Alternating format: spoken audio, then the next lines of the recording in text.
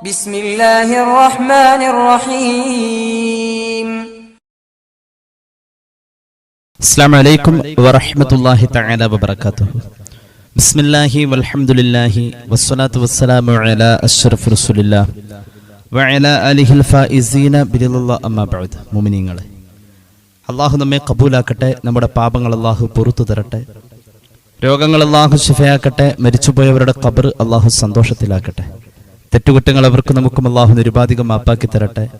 നമ്മുടെയും കുടുംബത്തിന്റെയും സൃഷ്ട ആയുസ് അല്ലാഹു പൊരുത്തപ്പെട്ട വഴിയിൽ ഇസ്സത്തോടെ സന്തോഷത്തോടെ ദീർഘായുസ്സോടെ കഴിഞ്ഞ് ഈമാൻ സലാമത്തായി മരിക്കാനുള്ള മഹാഭാഗ്യത്തിൽ അല്ലാഹു ചേർക്കട്ടെ എന്ന് ആമുഖമായി ദുആ ചെയ്യുകയാണ്. ഹബീബായ നബി കരീം സല്ലല്ലാഹു അലൈഹി വസല്ലമ തങ്ങളുടെ ജീവിതം നമ്മളിൽ ഓരോരുത്തരിലും ഇടപെടുകയാണെങ്കിൽ നമ്മെ സംബന്ധിച്ചിടത്തോളം നാം ജീവിതത്തിൽ വലിയ നിലവാരത്തിൽ എത്തുന്നു എന്നുള്ളതാണ്. നമ്മളിന്ന് സംസാരിക്കുന്നത് ഹബീബായ നബി കരീം സല്ലല്ലാഹു അലൈഹി വസല്ലമ തങ്ങളുടെ സ്വഭാവ മഹിമയെക്കുറിച്ചാണ്. ആ ജീവിതത്തിൽ ഒരുപാട് പകർത്താനുണ്ട്. ചില ചരിത്രത്തിന്റെ ഉദ്ധരണികളും മറ്റുമൊക്കെ മുത്തുനബി സല്ലല്ലാഹു അലൈഹി വസല്ലമ തങ്ങളുടെ ജീവിതത്തിന്റെ വിശുദ്ധിയെ നാം മനസ്സിൽ കാണുന്നതിനപ്പുറം ഉണ്ട് എന്ന് നമ്മെ ബോധ്യപ്പെടുത്തി തരലാണ്. ആമുഖമായി പറയാം, ഉന്നത സംസ്കാരവും ഉന്നതമായ നിലവാരവും ഉന്നതമായ ഒരു സ്വഭാവമാണ്. നമ്മെ സംബന്ധിച്ചിടത്തോളം നല്ല സംസ്കാരമുള്ള ആളാണ് അല്ലെങ്കിൽ നല്ല നിലവാരമുള്ള ആളാണ് എന്ന് പറയുന്നത് നമ്മുടെ സ്വഭാവത്തെ അടിസ്ഥാനപ്പെടുത്തിയാണ്. മനുഷ്യനെ സംസ്കരിക്കുക എന്നുള്ള തലത്തിലാണ് പരിശുദ്ധമായ ഇസ്ലാമിന്റെ എല്ലാ പ്രവർത്തനങ്ങളും, പരിശുദ്ധമായ ഇസ്ലാമിന്റെ എല്ലാ രീതികളും മനുഷ്യനെ സംസ്കാരമുള്ളവനാക്കുക എന്നുള്ളതാണ്. ഇസ്ലാം വളരെ ഭംഗിയായി തന്നെ അത് നിർവഹിക്കുന്നതും നമുക്ക് കാണാൻ കഴിയും. നിസ്കാരം നിർബന്ധമാണ് എന്ന് പറയുന്നതിന്റെ എത്രയോ വർഷങ്ങൾക്ക് മുമ്പാണ് സ്വഭാവ സംസ്കരണത്തിന് വേണ്ടി പരിശുദ്ധ ഇസ്ലാം നിലയുറപ്പിച്ചിട്ടുള്ളത് എന്നത് ഹബീബായ നബി കരീം സല്ലല്ലാഹു അലൈഹി വസല്ലമ തങ്ങളുടെ ജീവിതത്തെ പഠിച്ചാൽ മനസ്സിലാവും. നിസ്കാരം അവിടുത്തെ ജീവിതത്തിന്റെ അവസാന ഭാഗങ്ങളിലാണ് ഉണ്ടായിട്ടുള്ളത്. എന്നാൽ ഈ നിസ്കാരത്തിന്റെ നിർബന്ധിതയ്ക്ക് മുമ്പ് തന്നെ നമ്മുടെ മതത്തിൽ ഏറെക്കാലം നടന്നിട്ടുള്ള പ്രബോധനം മനുഷ്യരുടെ സ്വഭാവം സംസ്കരിക്കുക എന്ന തലത്തിലാണ്. അത് നമ്മുടെ മതപഠന തലങ്ങളിൽ നോക്കിയാലും അങ്ങനെയാണ്. നിസ്കാരത്തിന്റെ നിർബന്ധിതയും അതിന്റെ ശാസനയും ഒരുപക്ഷെ 7 വയസ്സ് 10 വയസ്സ് അതിനപ്പുറത്തേക്ക് ഇങ്ങനെ കടന്നു വരുന്നതിന്റെ മുമ്പ് ഒരു വിദ്യാർത്ഥിയെ സംബന്ധിച്ചിടത്തോളം മദ്രസയിൽ വെച്ചുകൊണ്ട് പഠിക്കുന്നതും നിസ്കാരത്തിന് മുമ്പ് സ്വഭാവത്തിന്റെ സംസ്കരണവും അവന്റെ സിലബസിന്റെ ഭാഗമെന്ന് പറയാൻ പറ്റുന്ന രീതിയിൽ അവന്റെ ജീവിതത്തെ ഭാവിയിൽ വല്ലാതെ സ്വാധീനിക്കുന്ന ഉത്കൃഷ്ടമായ സ്വഭാവ മഹിമയുമാണ് പഠിപ്പിച്ചുകൊണ്ടിരിക്കുന്നത്. ഒരു കുഞ്ഞു മനസ്സിന്റെ അകത്തേക്ക് നന്മ പറഞ്ഞു കൊടുക്കുന്ന, അക്ഷരങ്ങൾ നിരത്തിയിട്ടുള്ള പാഠഭാഗങ്ങൾ ഇല്ലാതെയുള്ള, ചൊല്ലിക്കൊടുത്തും കാണിച്ചുകൊടുത്തും പഠിപ്പിക്കുന്ന സ്വഭാവത്തിന്റെ ഉന്നതമായ രീതികൾ അഖ്ലാഖ് എന്ന് പറയുന്ന പാഠപുസ്തകത്തിലേക്ക് പ്രവേശിക്കും മുമ്പ് തന്നെ വിദ്യാർത്ഥിയിൽ അധ്യാപകർ എത്തിക്കുന്നു എന്നുള്ളത് ഇന്നത്തെ മദ്രസ സിലബസിലെ ഏറ്റവും വലിയ ഒരു വിശേഷമാണ്. മദ്രസ സിലബസിൽ നമ്മൾ നോക്കിയാൽ തന്നെ അഖ്ലാഖ് എന്ന് പറയുന്ന ഒരു പ്രത്യേക സബ്ജക്റ്റ് തന്നെ കാണാൻ കഴിയും. അതായത് ശാസ്ത്രീയമായി തന്നെ ഇസ്ലാം പഠിപ്പിക്കുന്ന സ്വഭാവങ്ങളെ, സൽസ്വഭാവങ്ങളെ സന്നിവേശിപ്പിക്കുന്ന ഒരു പ്രത്യേക പഠന രീതി അഖ്ലാഖ്. നമുക്കെല്ലാവർക്കും സുപരിചിതമാണ് ആ വാക്ക്. നമ്മുടെ മദ്രസ തലങ്ങളിലെ ഏറ്റവും പ്രധാനപ്പെട്ട ഒരു സബ്ജക്റ്റാണിത്. എന്തുകൊണ്ടെന്ന് ചോദിച്ചാൽ അഖ്ലാഖ് എന്ന വിഷയം വിദ്യാർത്ഥികളിൽ എല്ലാ ക്ലാസ്സുകളിലും ഓരോ തരക്കാർക്കും പ്രത്യേകം ഉണ്ട് എന്നുള്ളത് നമ്മെ ചിന്തിപ്പിക്കുന്ന ഒരു വസ്തുത എന്താണെന്ന് ചോദിച്ചാൽ, ഓരോ വിദ്യാർത്ഥിയിലും ഇസ്ലാം വിഭാവനം ചെയ്യുന്ന സ്വഭാവ മഹിമയുടെ ബാലപാഠങ്ങൾ പഠിപ്പിക്കുക വഴി അവന്റെ പഠന മേഖലയിൽ വലിയൊരു സംസ്കാരത്തെ അവനിൽ എത്തിക്കലാണ്. അള്ളാഹു തൗഫീഖ് നൽകട്ടെ. യഥാർത്ഥത്തിൽ ഈ അഖ്ലാഖ് എന്ന് പറയുന്ന വിഷയം ഉണ്ടായിട്ടും നമ്മളിൽ പലരുടെയും സ്വഭാവം ഇതുവരെ നന്നായിട്ടില്ലല്ലോ എന്നുള്ളത് മദ്രസ പഠനത്തിന്റെ നാം കൈവരിക്കാത്ത ചില നേട്ടങ്ങൾ എന്നതിൽ എണ്ണപ്പെടേണ്ടിയിരിക്കുന്നു. മുഹമ്മദ് റസൂൽ സല്ലല്ലാഹു അലൈഹി വസല്ലം തങ്ങളുടെ ജീവിതത്തിന്റെ നിഖില ഭാഗങ്ങളും ബന്ധപ്പെട്ട് നിൽക്കുന്ന അവിടുത്തെ സ്വഭാവത്തിന്റെയും സംസ്കാരത്തിന്റെയും ചരിത്ര ഭാഗങ്ങളെ സ്പർശിക്കുന്ന ഒരു സബ്ജക്റ്റാണ് അഖ്ലാഖ് എന്നുള്ളത്. സ്വഭാവങ്ങൾ എന്നാണ് ആ വാക്കിനർത്ഥം. ഹബീബായ നബി കരീം സല്ലല്ലാഹു അലൈഹി വസല്ലം തങ്ങളുടെ സ്വഭാവത്തെ ജീവിതത്തിന്റെ ഭാഗമാക്കുക എന്ന ഒരു സന്ദേശം പരിശുദ്ധ റബീഉ നമ്മുടെ മുന്നിൽ പറയുന്നുണ്ട്.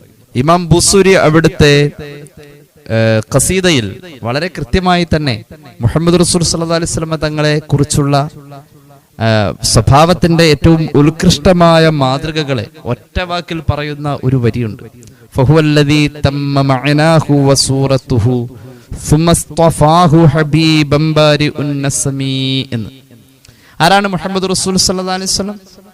തമ്മ മഅനാഹു വസൂറത്തുഹു, അക്ഷരവും അർത്ഥവും രൂപവും കോലവും എല്ലാം പരിപൂർണത പ്രാപിച്ചു എന്ന് പറയപ്പെടുന്നിടത്താണ് ഒരു വ്യക്തിയെ കാണപ്പെടുന്നത് എങ്കിൽ ആ ഒരേ ഒരു വ്യക്തി മുഹമ്മദ് റസൂൽ സല്ലല്ലാഹു അലൈഹി വസല്ലം മാത്രമാണ്. സർവസൃഷ്ടികളെയും സൃഷ്ടിച്ച് പരിപാലിക്കുന്ന തമ്പുരാൻ, എന്നിട്ട് ആ തമ്പുരാന്റെ ഹബീബായി ഈ നബിയെ തെരഞ്ഞെടുത്തു എന്നുള്ളതാണ്. അപ്പൊ എല്ലാ അർത്ഥത്തിലും പരിപൂർണത കൈവരിച്ചിട്ടുള്ള ഒരു അതുല്യ സൃഷ്ടിയാണ് മുഹമ്മദ് റസൂൽ സല്ലല്ലാഹു അലൈഹി വസല്ലം. അതിന്റെ ഏറ്റവും വലിയൊരു പ്രത്യേകത അവിടുത്തെ സ്വഭാവം തന്നെയാണ്. ആരാധനയുടെ ശാസനയും അതിന്റെ നിർബന്ധിതമായ ഭാവവും അവിടുത്തെ പ്രബോധിതരിൽ, അവിടുത്തെ അനുസരിക്കുന്ന സമൂഹത്തിലും അവിടുത്തെ അംഗീകരിച്ച മുസ്ലിമീങ്ങളിലുമാണ് ആരാധനകളെ കുറിച്ച് പറഞ്ഞിട്ടുള്ളതെങ്കിൽ ഹബീബായ നബി കരീം സല്ലല്ലാഹു അലൈഹി വസല്ലം തങ്ങള് ആരാധനയിലെ ഏകത്വത്തെക്കുറിച്ച്, തൗഹീദിനെ കുറിച്ച് പറയുമ്പോൾ അതിന്റെ കൂടെ തന്നെ അവിടുന്ന് നല്ല സ്വഭാവങ്ങളെയും നല്ല സംസ്കാരങ്ങളെയും അവിടുത്തെ പ്രബോധിതരിൽ എത്തിച്ചിട്ടുണ്ടായിരുന്നു എന്നുള്ളതാണ് ആ ചരിത്രത്തിന്റെ ഏറ്റവും വലിയ വിശേഷം. അള്ളാഹു നമുക്ക് തൗഫീഖ് നൽകട്ടെ. ഹബീബായ നബി കരീം സല്ലല്ലാഹു അലൈഹി വസല്ലമ തങ്ങളുടെ ജീവിതത്തിന്റെ ഏറ്റവും വലിയ പ്രത്യേകത അവിടുത്തെ സ്വഭാവം തന്നെയായിരുന്നു. ആ സ്വഭാവം തന്നെയാണ് ലോക ചരിത്രത്തിൽ പ്രവാചക പ്രകീർത്തനങ്ങളിൽ ഏറ്റവും പ്രശംസിക്കപ്പെട്ടിട്ടുള്ളത്. മുത്തുനബിയുടെ ഏറ്റവും വലിയ പ്രകീർത്തനം എന്ന് പറയുന്നത്, അവിടുത്തെ ഏറ്റവും കൂടുതൽ പ്രശംസിക്കപ്പെട്ട് എന്ന് പറയുന്നത് അവിടുത്തെ സ്വഭാവത്തെ അടിസ്ഥാനപ്പെടുത്തിക്കൊണ്ടാണ്. ആ സ്വഭാവത്തെ കുറിച്ച് പ്രത്യേകം എടുത്തു പറഞ്ഞുകൊണ്ടാണ്. പരിശുദ്ധ ഖുർആനിൽ സൂറത്തുൽ ഖലമിന്റെ 4-ാമത്തെ ആയത്ത് ബിസ്മില്ലാഹിർ റഹ്മാനിർ റഹീം وَإِنَّكَ لَعَلَى خُلُقٍ عَظِيمٍ, ഈ ആയത്താണ്. മുഹമ്മദ് നബി സല്ലല്ലാഹു അലൈഹി വസല്ലം തങ്ങളെ അല്ലാഹു വല്ലാതെ പ്രകീർത്തിച്ചു. അവിടുന്ന് വല്ലാതെ ഇകഴ്ത്തപ്പെട്ട രീതിയിൽ അവിടുത്തെ മോശമാക്കി ചിത്രീകരിക്കുന്ന വാക്കുകൾ ഖുറൈശികൾ പുലമ്പിയപ്പോൾ, അതല്ല, അങ്ങ് ലോകത്തേറ്റവും വാഴ്ത്തപ്പെട്ടവരാണ് മുഹമ്മദ് സല്ലല്ലാഹു അലൈഹി വസല്ലം, സ്തുതിക്കപ്പെട്ടവൻ, വാഴ്ത്തപ്പെട്ടവൻ എന്ന് പറയപ്പെട്ടതിനെ ഒന്നുകൂടി അള്ളാഹു അടിവരച്ചതാണ് ഇപ്പോൾ ഈ ഓതിയ ആയത്ത്. എന്താ ആയത്തിനർത്ഥം? മുഹമ്മദ് നബി സല്ലല്ലാഹു അലൈഹി വസല്ലം തങ്ങളെ അള്ളാഹു പ്രകീർത്തിച്ച് പറഞ്ഞ വാക്ക് വഇന്നക ലഅലാ ഖുലുഖിൻ അദീം, അങ്ങ് മഹത്തരമായൊരു സ്വഭാവത്തിന്റെ ഉടമയാണ് എന്നതാണ് അതിനർത്ഥം. ഈ ആയത്തിന്റെ വ്യാഖ്യാനത്തിൽ മഹാന്മാർ ഉദ്ധരിക്കുന്നുണ്ട് ഇമാം സാവിയെ പോലെയുള്ളവർ. അവിടുത്തെ ഏറ്റവും നല്ല സ്വഭാവമുള്ള ആളാണ് എന്ന് പറഞ്ഞ ഈ വാക്കും ഈ പ്രയോഗവും തന്നെയാണ് ഹബീബിനെ ഏറ്റവും വലിയ പ്രകീർത്തനമായി ഈ പ്രപഞ്ചത്തിൽ അല്ലാഹു റബ്ബുൽ ഇസ്സത്ത് പറഞ്ഞിട്ടുള്ളത്.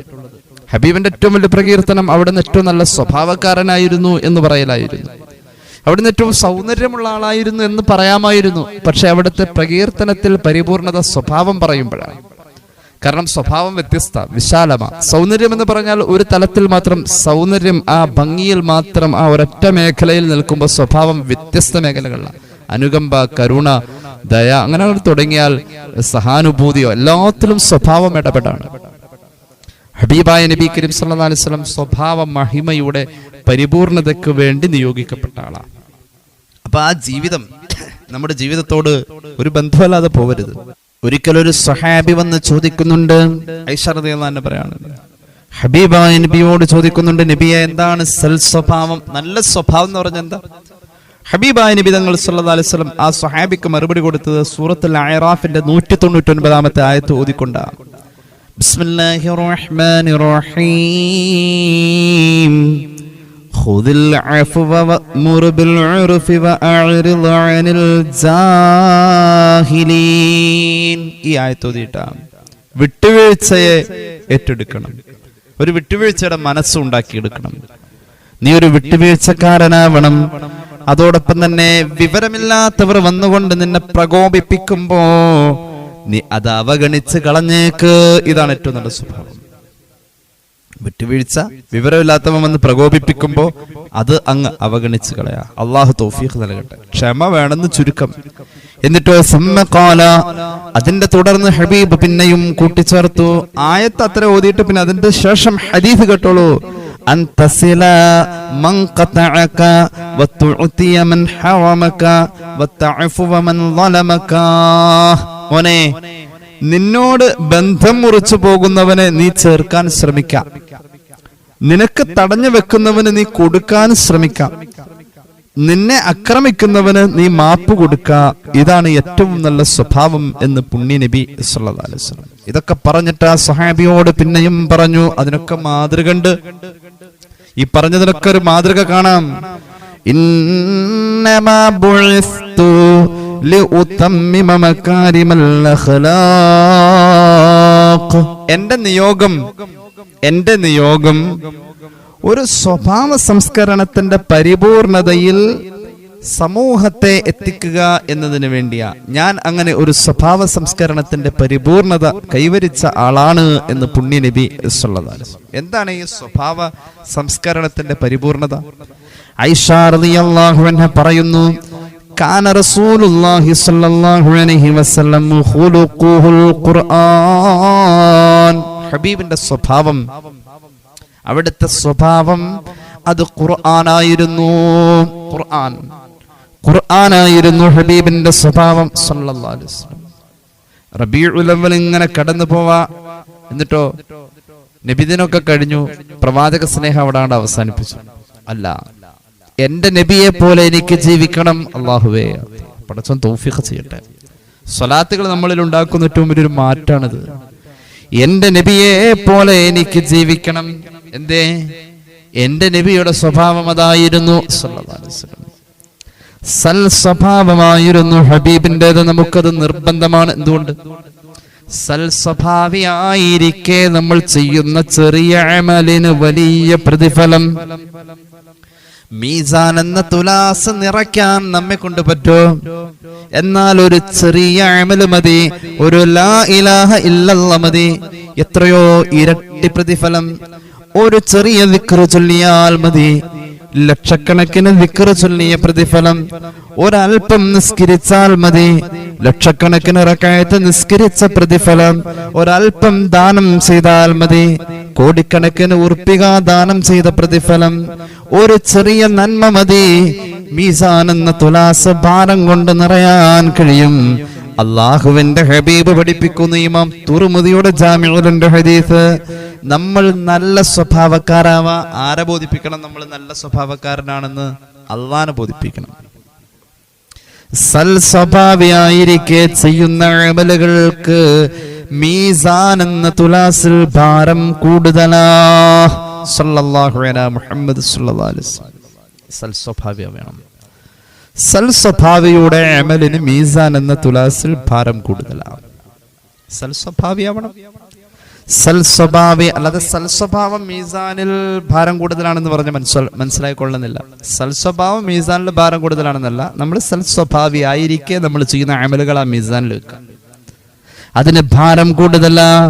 അൻ അബീ ദർദാ റളിയല്ലാഹു അൻഹു ഖാല റസൂലുള്ളാഹി സ്വല്ലല്ലാഹു അലൈഹി വസല്ലം മാ ശൈഉൻ അസ്ഖാലു ഫീ മീസാനിൽ മുഅ്മിനി യൗമൽ ഖിയാമത്തി മിൻ ഖുലുഖിൻ ഹസനിൻ വ ഇന്നല്ലാഹ ലയബ്ഗളുൽ ഫാഹിഷൽ ബദീഹ്. കേട്ടോളൂ, അല്ലാഹുവിന്റെ ഹബീബ് പറയുന്നു, ഒരു മുഅ്മിനായ മനുഷ്യന്റെ മീസാൻ എന്ന തുലാസിലെ അമലുകളുടെ തുലനം നടക്കുമ്പോൾ, ഭാരം തൂക്കപ്പെടുമ്പോൾ ഏറ്റവും ഭാരം അവൻ സൽസ്വഭാവിയായിരിക്കെ ചെയ്ത അമലുകൾക്ക്. അങ്ങനെ ദേഷ്യം പിടിച്ച് മുഖമൊക്കെ കയറ്റി പിടിച്ച ആൾക്കാരെ വെറുപ്പിച്ച് എല്ലാം കഴിഞ്ഞ് ദേഷ്യത്തോടു കൂടെ പോയി ഒരു അസ്രസ്കാരവും കഴിഞ്ഞു വന്ന ആ അസ്രസ്കാരത്തില് കിട്ടുന്ന പ്രതിഫലം അല്ലടോ. എല്ലാരെയും സന്തോഷിപ്പിച്ച് കുടുംബത്തിൽ നല്ല വാക്കൊക്കെ പറഞ്ഞ് ഭാര്യയോട് നല്ല സ്നേഹമൊക്കെ കാണിച്ച് പോയിട്ട് നീ 2 റക്അത്ത് സുന്നത്ത് നിസ്കരിച്ചിട്ട് വരൂ, അതിനാ ഭാരം കൂടുതൽ. ആരെയും പിണക്കാതെ ആരെയും വെറുപ്പിക്കാതെ ജീവിക്കണം. അല്ലാഹു തൗഫീഖ് നൽകട്ടെ. എന്നിട്ട് അതിലൂടെ ഉണ്ടാക്കുന്ന അമലുകൾക്ക് കിട്ടുന്ന നേട്ടം എന്താ? അള്ളാഹു നമുക്ക് തൗഫീഖ് നൽകട്ടെ. ഹബീബായ നബി തങ്ങൾ പറയുന്നു, നമ്മൾ നല്ലോണം ജീവിക്കാം, ആരെയും വിഷമിപ്പിക്കാതെ ജീവിക്കുക. എന്നിട്ട് ആ സന്ദർഭങ്ങളിൽ നമ്മൾ ചെയ്യുന്ന സൽക്കർമ്മങ്ങളെ അള്ളാഹുവിന്റെ മുന്നിൽ മീസാൻ എന്ന തുലാസിൽ തൂക്കി നോക്കും. അപ്പോൾ നമ്മൾ നല്ലോണം ജീവിച്ചപ്പോൾ ചെയ്ത ആ സൽക്കർമ്മങ്ങൾ, എന്തിനാ മറ്റുള്ളവരെ വിഷമിപ്പിക്കുന്നത്, എന്തിനാ മറ്റുള്ളവനെ വെറുപ്പിക്കുന്നത്? അതൊന്നുമില്ലാതെ നല്ല രീതിയിൽ ഇബാദത്ത് കുറവാണെങ്കിലും സ്വഭാവം നല്ലതാണ് എങ്കിൽ വലിയ പദവി കിട്ടുമെന്നല്ലേ സയ്യിദുനാ റസൂലുള്ളാഹി സ്വല്ലല്ലാഹു അലൈഹി വസല്ലം. ഫർളായ അമലൊക്കെ ചെയ്യണം. ഒരുപാട് വാരിക്കോരി അമൽ ചെയ്തിട്ടില്ല, ഒരു ആവറേജ്, തെറ്റുകളൊന്നും ചെയ്യാറില്ല, ഹറാമുകളിലേക്ക് പോവാറില്ല, ഒരു ആവറേജ് ഇബാദത്തൊക്കെ ഉണ്ട്. കൂട്ടത്തില് അവന്റെ സ്വഭാവം വളരെ നല്ലതാ. സ്വഭാവം കൊള്ളില്ലാനിട്ട് മനസ്സ് നന്നാവാതെ കുറെ അങ്ങ് ചെയ്താൽ അതിലല്ല കാര്യം. നല്ല മനസ്സോടുകൂടെ നല്ല സ്വഭാവത്തോടുകൂടെ ഒരല്പം ചെയ്താൽ മതി, അത് മതി. അതിന് ഭാരം കൂടുതലാണെന്ന് പുണ്യ നബി സല്ലല്ലാഹു അലൈഹി വസല്ലം. ഇമാം ഗസാലിയുടെ ഇഹ്യായിൽ ഒരു ഹദീസ് പറയുന്നുണ്ട്. മഹാനായ അനസ് റളിയല്ലാഹു അൻഹു നിവേദനം ചെയ്യുന്നു, പുണ്യ നബി സല്ലല്ലാഹു അലൈഹി വസല്ലം പഠിപ്പിക്കുന്നു, ഇന്നൽ അബ്ദ ലയബ്ലഗു ബിഹുസ്നി ഖുലുഖിഹി അലീമ ദറജാത്തിൽ ആഖിറ വശറഫൽ മനാസിൽ വഇന്നഹു ലളഈഫുൻ ഫിൽ ഇബാദ. ഹബീബായ നബി തങ്ങൾ പഠിപ്പിക്കുന്ന, ഒരു അടിമ അവന്റെ സൽ സ്വഭാവം കൊണ്ട് ആഖിറത്തിലെ വലിയ പദവി നേടുന്നു. അതുപോലെ തന്നെ ശ്രേഷ്ഠകരമായ അവസ്ഥകളും ആഖിറത്തിൽ അവന് കിട്ടാനുണ്ട്. മാത്രവുമല്ല, ഏത് സ്ഥിതിയിൽ വഇന്നഹു ലളഈഫുൻ ഫിൽ ഇബാദ, ഒരുപാട് ഇബാദത്ത് ചെയ്തിട്ടില്ല, ഇബാദത്ത് കുറവാ, പക്ഷേ അവൻ ആഖിറത്തിൽ രക്ഷപ്പെട്ടവനാ. അല്ലാഹു തൗഫീഖ് നൽകട്ടെ. പുണ്യ നബി സല്ലല്ലാഹു അലൈഹി വസല്ലം തങ്ങൾ പറയുന്നു, സ്വഭാവം നന്നായ മതി. നല്ല സ്വഭാവം, ആരെയും വേദനിപ്പിക്കാത്ത സ്വഭാവം, ആരെയും വിഷമിപ്പിക്കാത്ത സ്വഭാവം, ആരുടെയും മുന്നിൽ നമ്മൾ വെറുപ്പിക്കാത്ത സ്വഭാവം. ഈ സ്വഭാവം കൊണ്ട് നമുക്ക് ആഖിറത്തിൽ വലിയ പദവി കിട്ടുമെന്ന് പരിശുദ്ധ മുഹമ്മദ് മുസ്തഫ സ്വല്ലല്ലാഹു അലൈഹി വസല്ലം. ഇമാം ഗസാനി അവിടുത്തെ ഇഹ്യായിൽ ഉദ്ധരിക്കുന്നുണ്ട് ഒരു സംഭവം. മഹാനായ ഇബ്രാഹിം ഇബ്നു അദ്ഹം റളിയല്ലാഹു അൻഹു അദ്ദേഹത്തിന്റെ സൈന്യത്തോടുകൂടെ ഒരിക്കൽ ഒരു യുദ്ധവേളയിൽ, രാജാവാണെന്ന് തിരിച്ചറിയില്ല, കാഴ്ചയിൽ ഒരു അടിമയെ പോലെ തോന്നുന്ന സാധാരണ ലളിതമായ ഒരു വേഷത്തിൽ രാജാവ് സൈന്യത്തോടൊപ്പം വന്നു.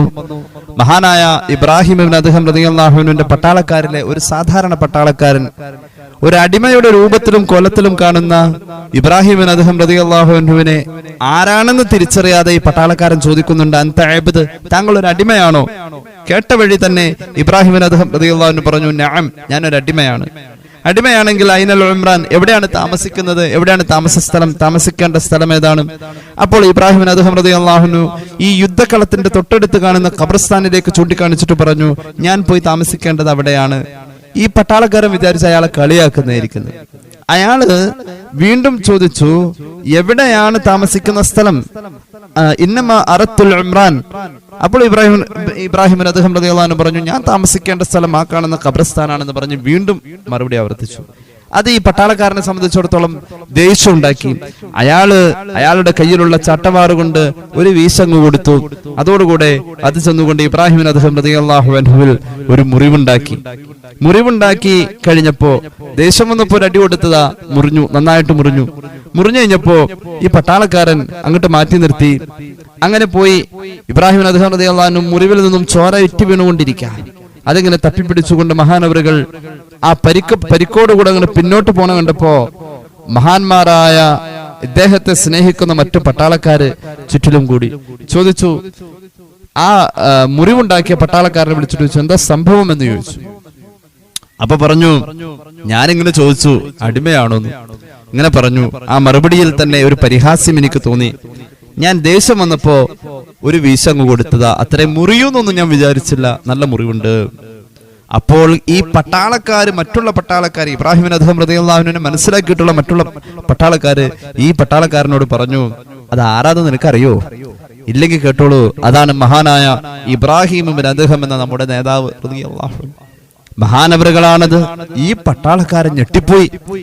അയാള് കുതിരയുടെ പുറത്തു നിന്നും ഇറങ്ങി. അയാളുടെ കുതിരയുടെ പുറത്തു നിന്നും ഇറങ്ങി. എന്നിട്ടോ ഇബ്രാഹിം ഇബ്നു അദ്ഹം റളിയല്ലാഹു അൻഹുവിന്റെ കൈകളും കാലുകളും ചുംബിച്ചു. എന്നിട്ടോ സങ്കടം മാപ്പ് അപേക്ഷിച്ചു. അത് കഴിഞ്ഞിട്ടോ മഹാനവറുകൾ പൊരുത്തപ്പെട്ടു, സന്തോഷിച്ചു, പോയി. മഹാനായ ഇബ്രാഹിം അദ്ഹം റളിയല്ലാഹു അൻഹുവിനോട് ഇത് കഴിഞ്ഞപ്പോ ആരോ ചോദിച്ചു, അല്ല തങ്ങളെ, എന്തിനാണ് അവന്റെ മുന്നിൽ അടിമയെപ്പോലെ നിന്ന് അടിമയാണെന്നൊക്കെ പറയാൻ നിന്നത്? താങ്കൾക്ക് രാജാവെന്നങ്ങ് പറഞ്ഞ പോരായിരുന്നോ? അപ്പൊ ഈ തല്ലൊന്നും കൊള്ളേണ്ട കാര്യം ഉണ്ടായില്ലല്ലോ. അപ്പൊ ഇബ്രാഹിം അദ്ഹം റളിയല്ലാഹു അൻഹു ഈ ചോദ്യകർത്താവിനോട് പറഞ്ഞു, അദ്ദേഹം എന്നോട് ചോദിച്ചത് ആരാണ് താങ്കൾ എന്നല്ല ചോദിച്ചത്. ആരാണ് താങ്കൾ എന്നാണ് ചോദിച്ചെങ്കിൽ ഞാൻ ഇബ്രാഹിം അദ്ഹം എന്ന് പറഞ്ഞേനെ. എന്നോട് ചോദിച്ചത് ഒരു അടിമയാണോ നിങ്ങൾ എന്നാ ചോദിച്ചത്. അടിമയാണോ എന്ന് ചോദിക്കുമ്പോൾ ഞാൻ അടിമയല്ല എന്നിങ്ങനെ പറയാം, കാരണം ഞാൻ അള്ളാഹുവിന്റെ അടിമയാ. ഞാൻ അള്ളാഹുവിന്റെ അടിമയാ. അദ്ദേഹം എന്റെ തലക്കൊരു മുട്ട് തന്നു, ചട്ടമാറുകൊണ്ടൊരു വീശു തന്നു, എന്റെ തല പൊട്ടി ചോര വന്നില്ലേ? സഹോദര കേൾക്കണേ, ആ സമയം ഞാൻ അള്ളാഹുവോട് ദുആറന്നു. എന്റെ തല പൊട്ടി ചോര വരുമ്പോൾ, ആ മുറിവിലൂടെ രക്തം വാർന്നൊലിക്കുമ്പോൾ ഞാൻ അള്ളാഹുവോട് ദുആറന്നത്, എന്റെ തലക്ക് മുറിവുണ്ടാക്കിയ എന്റെ ശമ്പളക്കാരനായ ആ പാവപ്പെട്ട പട്ടാളക്കാരന് നീ സ്വർഗം കൊടുക്കണേ അല്ലാന്ന് ഞാൻ ദുആറന്നു. അതെന്താണ് താങ്കൾ അങ്ങനെ ദുആറുന്നത്? തലക്ക് മുറിവുണ്ടാക്കിയ ആൾക്ക് സ്വർഗം കൊടുക്കാൻ ദുആറുന്നത്?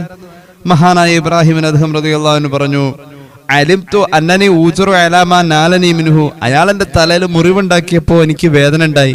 ആ വേദനയുടെ പേരിൽ അള്ളാഹു ഒരു മുഅ്മിനായ മനുഷ്യൻ വേദന തിന്നാ കൂലി കൊടുക്കൂന്നാണല്ലോ മുത്തുനബി പഠിപ്പിച്ചിട്ടുള്ളത് സല്ലല്ലാഹു അലൈഹി വസല്ലം.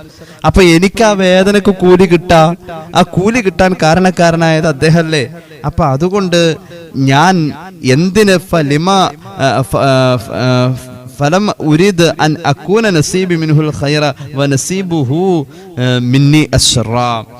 ഞാനപ്പോ എന്തിനാണ് അയാളിൽ നിന്നും ഒരു ഖൈർ എനിക്കുണ്ടാവുമ്പോൾ എന്നിൽ നിന്നും അയാൾക്കൊരു ഖൈർ ഉണ്ടാകുന്നതിന് ഞാൻ എന്തിനാണ് വിരുദ്ധമായി ചിന്തിക്കുന്നത്? അയാൾക്കും ഒരു നേട്ടം ഉണ്ടാവട്ടെ, അയാൾക്കും ഒരു സന്തോഷം ഉണ്ടാവട്ടെ, അയാൾക്കും നാളത്തേക്ക് ഒരു പ്രതിഫലം ഉണ്ടാവട്ടെ എന്നോർത്ത് എനിക്ക് അയാൾ മുഖേന ഉണ്ടായ മുറിവിൽ അള്ളാഹു കൂലി തരാണെങ്കിൽ അയാൾക്ക് അള്ളാഹു സ്വർഗം കൊടുത്തോട്ടെ.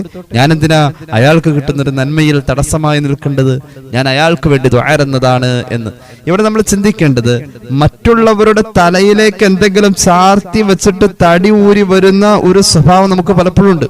ആരുടെയെങ്കിലും തലയിലേക്ക് അത് അങ്ങ് ചാർത്തി വെച്ചിട്ട് ഒരു കുറ്റപ്പെടുത്തിയിട്ട് നമ്മളിങ്ങനെ സ്വയം തെളിയുന്ന ഒരു സ്വഭാവമുണ്ട്. അത് നീ കാരണം അങ്ങനെ സംഭവിച്ചു. അങ്ങനെയല്ല ഇവിടെ ചെയ്തത്.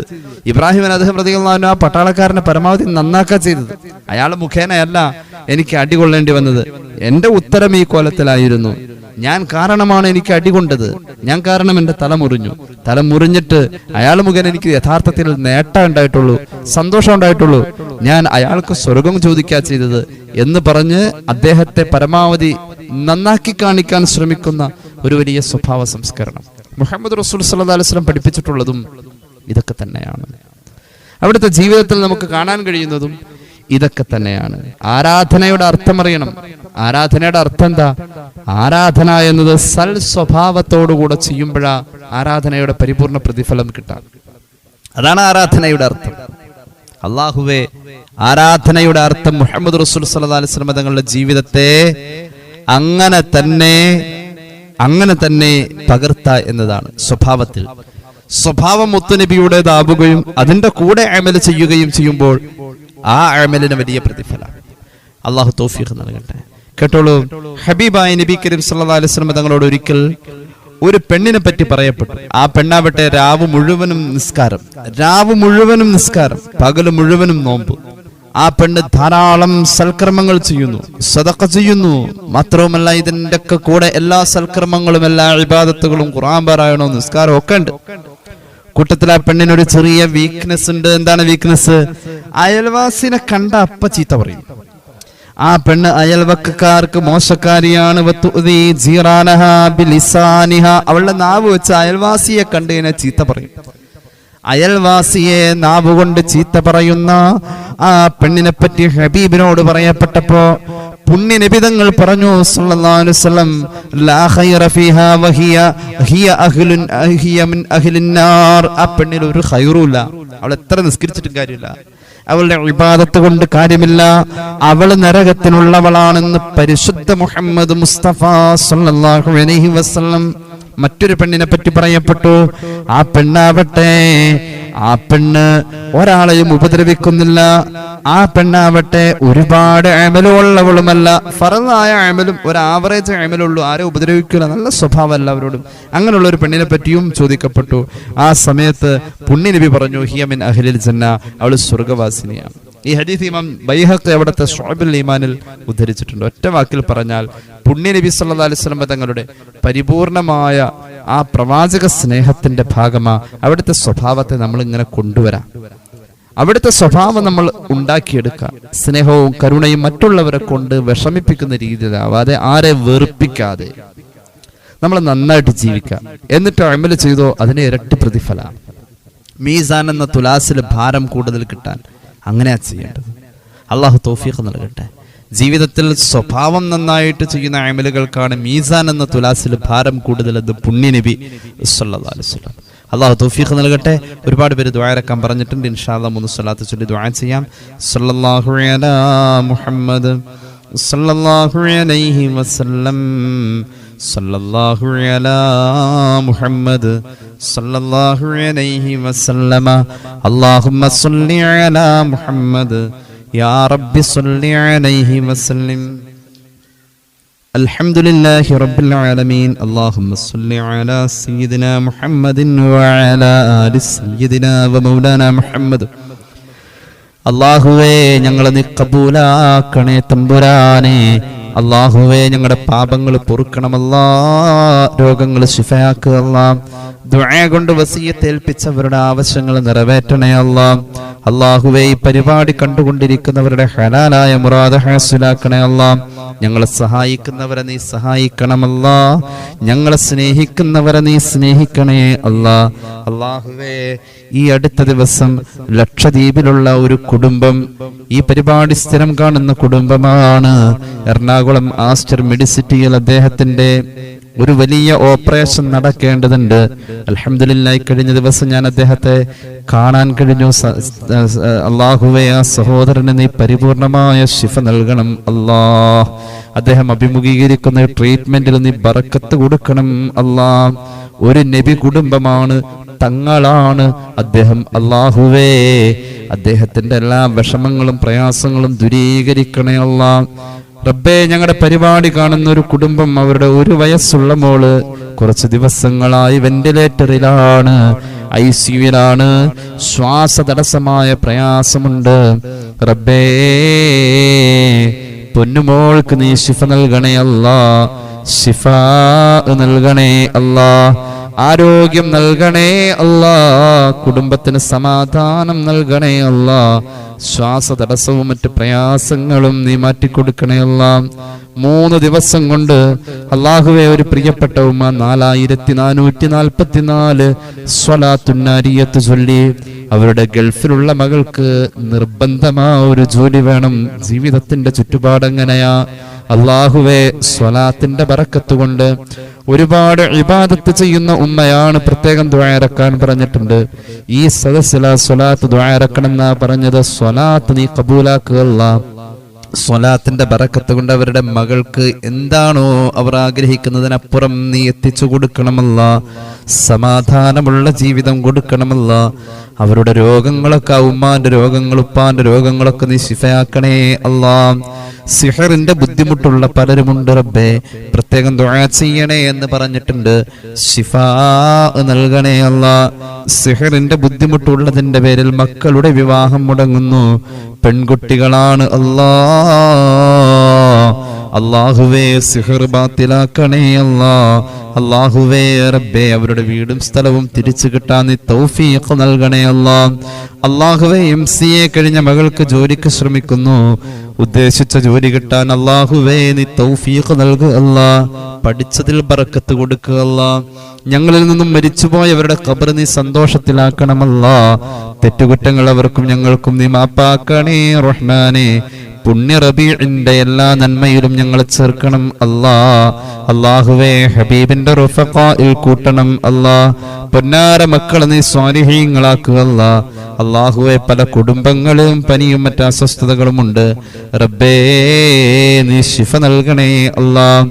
ഹജ്ജും ഉംറയും സിയാറത്തും ഞങ്ങൾക്ക് സ്വപ്നമാണ് അല്ലാ. നീ നിറവേറ്റാൻ ഭാഗ്യം നൽകണേ അല്ലാ. നിലവിൽ ഉംറക്ക് പോയവർ, പോകാൻ ഉദ്ദേശിക്കുന്നവർ, നിലവിലെ ഉംറയിൽ ഉള്ളവർ എല്ലാവർക്കും ഖബൂലിയത്ത് നൽകുക അല്ലാ, തൗഫീഖ് നൽകുക അല്ലാ. അല്ലാഹുവേ, ഞങ്ങളുടെ കൂട്ടത്തിൽ വിവാഹപ്രായമായവർക്ക് അനുയോജ്യമായ ബന്ധങ്ങൾ അടുപ്പിക്കണേ അല്ലാ. അല്ലാഹുവേ, വീടില്ലാത്തവർക്ക് വീട് നൽകുക അല്ലാ. കടബാധ്യതകൾ വീട്ടണേ അല്ലാ. ഞങ്ങളുടെ ആഖിബത്ത് നന്നാക്കണം അല്ലാ.